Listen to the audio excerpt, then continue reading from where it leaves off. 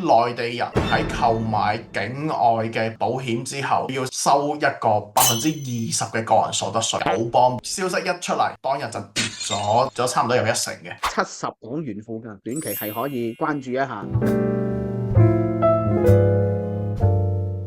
咁啊，首先咧，先講下今個禮拜一個比較重大嘅消息啦。咁就係內地咧，咁就落地咗一個喺內地人喺購買境外嘅保險之後，佢要收一個20%嘅個人所得稅。咁其實呢樣嘢都之前都有聽過啦，吹過一陣風啦。咁而家睇翻，哇，好似喺下半年嚟講啦，即係從年中5月份開始啊，見到。內地收緊呢個境外投資嘅一啲門檻啦，咁例如好似之前嘅咩老虎啊、富途啊咁啊，做好罰款啦，咁啊限制內地人嘅一個境外投資啦。跟住咧，咁啊又見到啊嗰啲信託啦，咁又吹緊風話，會唔會話又要收個人所得稅咧？咁而家嗱，真係又落咗地嘅保單啦，內地人嘅境外保單啦，啊又要收20%嘅個人所得稅。咁其實對於一眾特別香港嘅好多保險業啦，咁係一個真係驚天嘅炸彈啦。咁咧大家都知啦嘛，香港嘅一啲保險業咧，咁其實好大部分嘅一啲保單啦，都源自於內地嘅資金落嚟嘅。咁啊，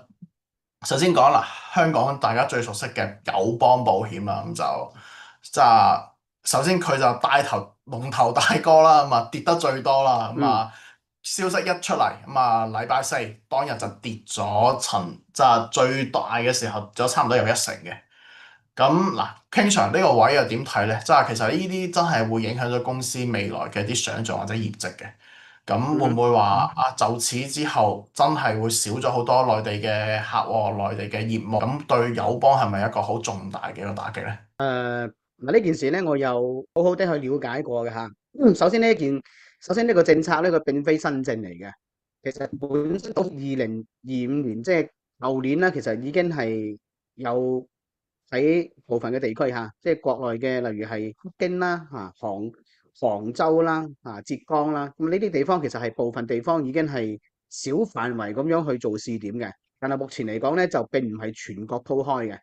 咁佢而家個情況咧，其實就係對全球投資，即係認人啦。只要係中國人嘅情況之下，全球投資都實行呢個 CIS 咁樣去追翻個相關嘅一個叫做投資收益。咁呢個其實真真正正，如果當佢全國鋪開嘅情況下咧，咁我認為其實可能係會對保險業界咧會有比較部分嘅分化嘅一個處理嘅嚇。點解咁講咧？我哋要睇翻呢個叫做政策本身，其實。我睇翻相關嘅核心內容咧，佢就係對唔單止係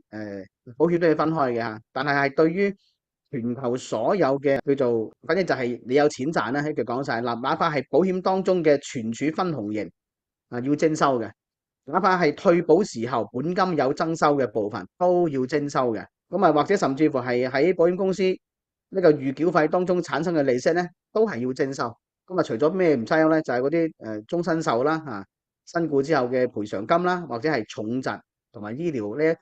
重疾以及醫療理賠方面嘅呢部分咧，都仲係免徵稅嘅。只要係投資所得呢一部分，全部通通係納入 CIS 嘅一個徵稅範圍。咁啊，適用個稅係個人所得稅20%。咁所以而家目前咧就佢並唔係話零星個案，但係只不過係冇全國鋪開。咁所以喺呢一件事上邊咧，我而家暫且嘅態度係短期保持一個叫做中性嘅態度啦。其實我都唔覺得係一件話目前去睇係一件好偏空嘅事，因為如果你話真真正正全國落地嘅情況下咧，我覺得可能短期嚟講對業界會有啲震動嘅。咁但係保險公司其實特別是係友邦保險啦，其實喺我嘅理解，佢就係一間非常之好嘅一間公司啊。長期而言咧，其實佢係可以令到買入嘅投資人咧就係持有就可以瞓覺嘅股票嚟嘅，即係其實佢冇乜嘢話特別嘅唔好啊。只不過佢唯一嘅一個你講係缺點嘅話咧，就係佢漲得慢啦。如果你話真真正正要講佢嘅缺點，就係長期而言咧，咁佢係漲得比較慢嘅。咁但係佢嘅現金流啊，各方面都係比較充足嘅情況下，我相信如果當有可能呢一啲叫做基礎政策有可能唔係話局部嘅試點，係全國性鋪開嘅情況下，係會有一段短時間可能會影響佢嘅。咁但係我會更偏向於就係當影響出現嘅時候，如果假如打折打得多嘅，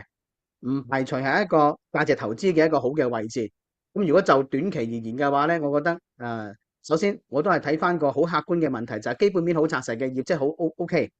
咁亦都友邦本身係亞洲嘅保險龍頭嚇，咁所以而家喺成個估值合理嘅情況下，短期如果遇上咗調整嘅話咧，我會更偏向於假如個價格可以落到去呢個70港元附近，因為前期最低點咧係69嚇。